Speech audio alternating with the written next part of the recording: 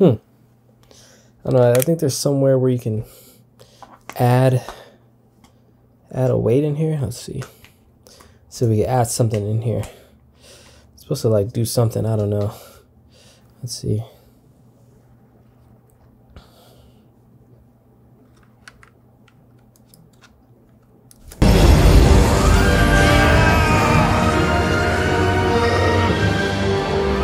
What's up guys, it's BT here, and this is the review of the G502 wireless. One of the most popular gaming mice ever made has now gone wireless. Now in the past, I've used the G502 Proteus Spectrum, and it just wasn't for me. The weight and the grip on the side would just kill my hand, so I moved on to other mice like the Logitech G Pro. That being said, this is a very polarizing mouse. Either you love it or you think it's a brick. And I've been guilty of brick shaming this mouse, but that's just because it didn't work out for me. But I promise guys, I'll be as unbiased as possible with this review. Coming in at $150, does the G502 wireless have what it takes to be a top gaming mouse in today's market? Let's find out today. So in the box, you'll get the mouse, some weights, and a wireless adapter, and a cord. The wireless adapter can be plugged directly into the computer with the dongle or just by using the cable. One thing I didn't like is that Logitech braided the cable. Logitech moved away from that recently in their G Pro wireless. Why go back, Logitech? Why? It sucks when you have to charge your mouse and use this braided cable at the same time. It just sucks. The mouse itself carries the same ergonomic design as the first mouse, now with a wireless switch and a place for the light speed adapter if you want to use that Logitech PowerPlay mouse pad. Now I used to use one, but the cloth started to come up and raise up off of the mouse pad, so I returned it. So just fair warning, if you're trying to buy into the system, I would kind of steer away from the PowerPlay mat. The mouse is weighing in at 114 grams, which is not horrible. You can also add 16 grams, making it 130 grams in total if you like. You can place 4 of the 2G grams in the middle and 2 of the 4 grams in the back of the mouse.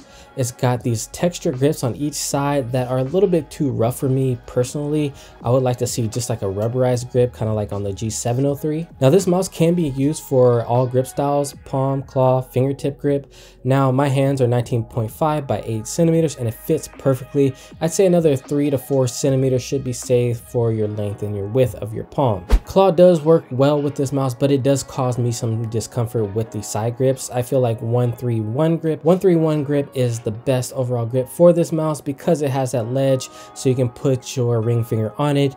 That alleviates some of the discomfort when I did use this mouse. It's got a quick Dpi button switch near your thumb that actually is pretty useful in game for switching your Dpi on the fly if you want to switch like a sniper. It's got 2 side buttons that feel pretty good and 2 buttons for the Dpi switch up top, which is indicated by the lights on the side. In the middle, it's got a button to unlock the hyper scroll wheel. The button above that shows the battery life on the mouse. The mouse 1 and 2 clicks are nice and light, and I gotta say guys, Logitech has some of the best clicks in the game. So let's drop a sound test for you guys right now. Oh yeah.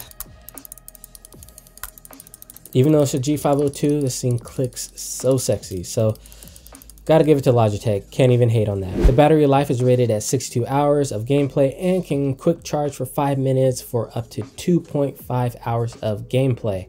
Now Logitech never fails when it comes to battery life. I can't even remember the last time I had to charge my G Pro wireless. The new Logitech G Hub software sucks, but it does allow you to control the DPI levels. The hero sensor does go up to 16,000 DPI and has a polling rate of 1,000 Hertz. You can also control the RGB with the usual effects like breathing in single color mode to match your setup. The mouse is comfortable in my opinion until you have to pick it up again and again. So the one major con for me is that the weight distribution is kind of weighted towards the back, and then with that slant on the back, it kind of tends for the it kind of lends itself for the mouse to fall out of the back of your hand. But like I said, if you're like a palm grip or 131, you won't have that issue because there's more surface area on the mouse, so you won't have it falling out of your hand. So what I can see is that a lot of the people that are using this mouse and love this mouse are probably gonna be palm grip users. Another con for me is that while the scroll wheel is amazing for editing and browsing, when you're actually gaming, it rattles, and when you kind of reposition your mouse over and over again, the mouse scroll wheel kind of rattles and shakes and you feel it vibrate throughout the whole mouse. So I don't think it's that great for a competitive setting, but for casual gaming, You'll probably overlook that. And one more issue that I had with this mouse is that on the back right, it is a little bit too sharp. The corner's a little bit too sharp. So when you are swiping the mouse and you're doing this kind of motion, let me show you guys.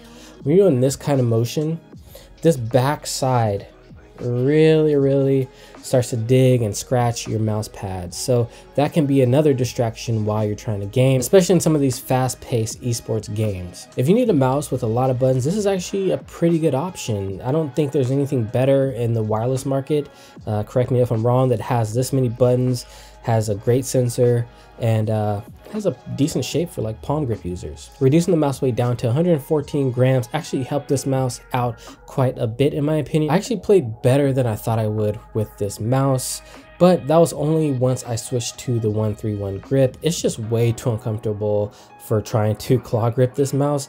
So for all of you guys that are palm grip users out there, this could actually work for you.